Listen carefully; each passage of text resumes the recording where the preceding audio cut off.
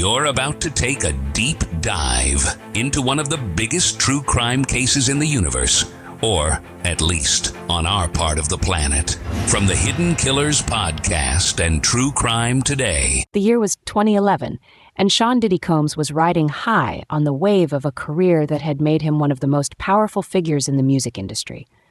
But behind the hits, the fame, and the larger-than-life persona, a far darker narrative was taking shape. One that would not come to full light until years later, when allegations against him began to snowball. In a court filing last week, prosecutors in New York dropped a bombshell. Combs, they allege, had orchestrated the firebombing of a car in late 2011, a crime that eerily mirrors a disturbing claim made by his former girlfriend, Cassie Ventura, in a lawsuit filed in November 2023. In that lawsuit, Ventura accused Combs of setting fire to a car owned by rapper Kid Cudi in a fit of rage after discovering their brief romantic relationship. It's a story that would be hard to believe if not for the growing mountain of allegations against the music mogul.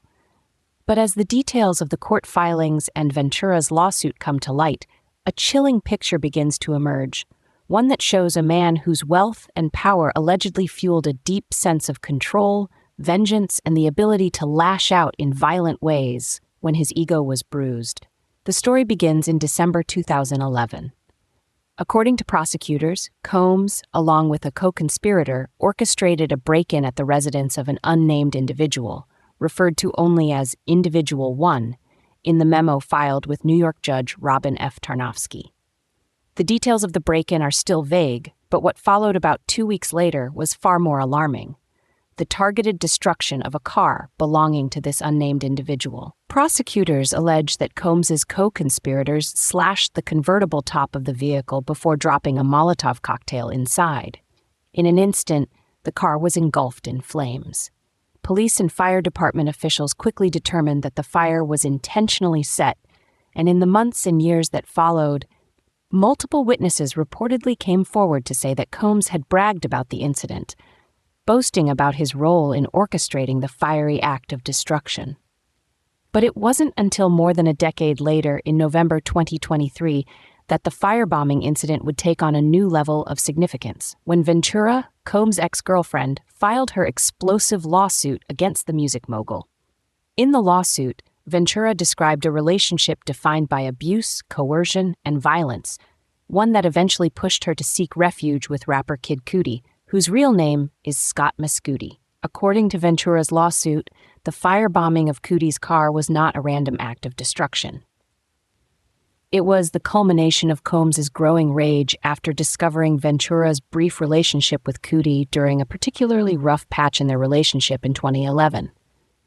Ventura alleged that Combs had found out about the relationship in the midst of what she described as a freak-off, a coerced, elaborate sex performance involving other men, which prosecutors later described in court documents as part of a disturbing pattern of behavior by Combs.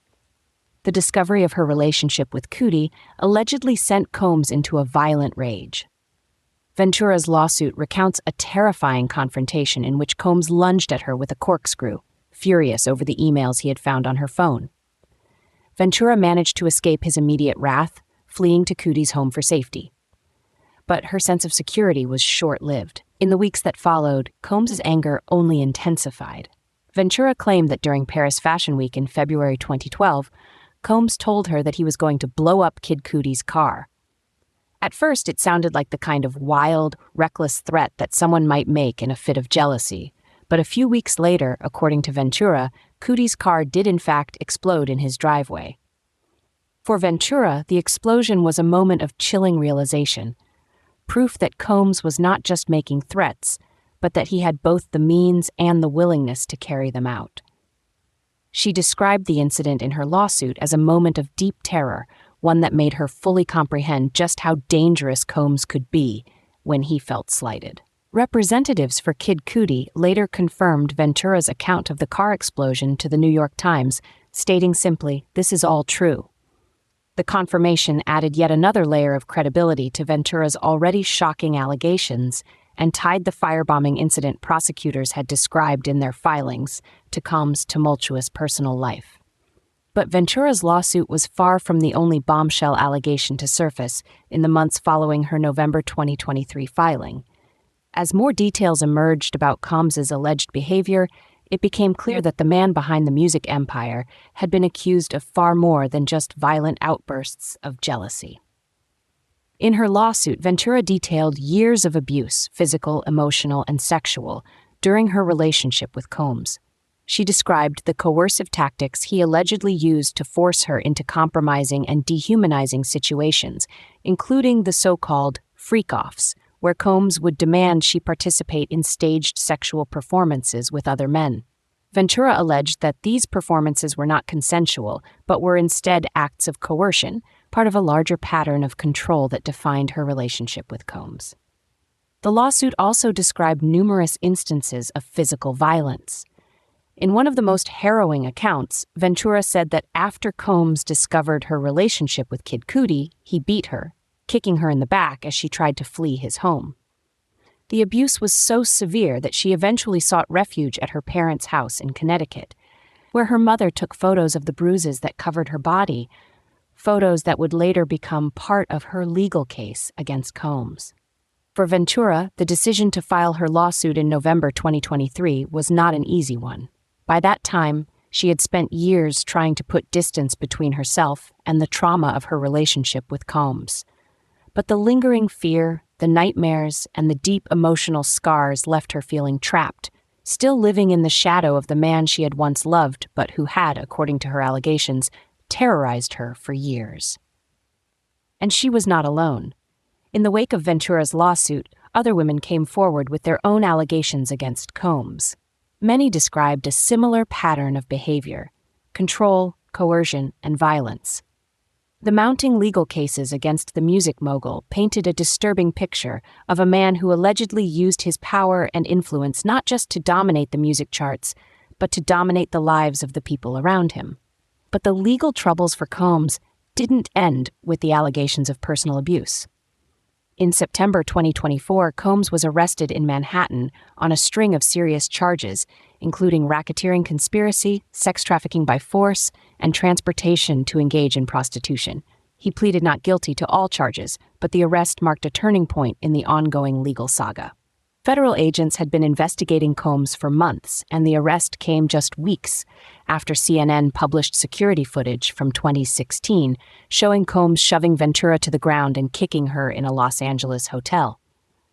The footage caused an uproar, with many questioning how such a public figure could maintain his empire while allegedly engaging in such abusive behavior. In response, Combs issued a video apology on Instagram, though the gesture did little to stem the tide of criticism against him. As of September 2024, Combs remains behind bars at the Metropolitan Detention Center in Brooklyn, where he reportedly shares a unit with another notorious public figure, Sam Bankman-Fried, the disgraced founder of the cryptocurrency exchange FTX. The two men, once symbols of success in their respective industries, now find themselves embroiled in high-profile legal battles that have captivated the nation. For Kid Cudi, the firebombing incident is a bizarre and unsettling chapter in a career that has otherwise been defined by artistic success. The rapper, known for his genre-defining Man on the Moon album trilogy, has long been a revered figure in the world of music, particularly for his collaborations with Kanye West and Rihanna on the Grammy-winning track, All of the Lights. In recent years, Cudi has branched out into acting and producing, with notable roles in films like Bill and Ted Face the Music and Pearl, and a series of successful ventures behind the scenes as an executive producer. But the shadow of the firebombing incident lingers. While Cudi has largely stayed out of the public discussion about the legal cases against Combs, the confirmation of the car explosion in his driveway has made it clear that he was, at one point, deeply entangled in the chaos that surrounded the music mogul's personal life. As the legal cases against Sean Diddy Combs continue to unfold, the world is left to grapple with the stark contrast between the public persona of one of music's most successful figures and the dark, disturbing allegations that now threaten to define his legacy.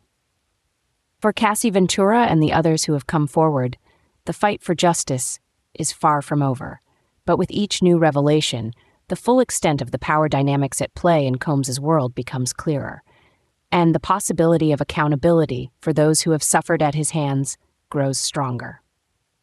In a world where the darkest secrets lie just beneath the surface, They said it was an accident, but the evidence says otherwise. where hidden killers roam unnoticed in the shadows. I think you would definitely be looking at a blend of toxic, very bad narcissistic personality traits, and they will be vengeful and possibly resort to violence. Join Tony Bruschi as he uncovers the truth behind the most chilling cases. They said it was an accident, but the evidence clearly says otherwise. Each episode, we dig deep into the minds of those who commit the unthinkable. To your point on narcissism, he thinks in his own mind how witty he is. Yeah. But he lost that jury. I was done with him in 2 minutes. From unsolved mysteries to infamous crimes. Geez, you've just talked about how you've taught yourself how to do everything under the sun.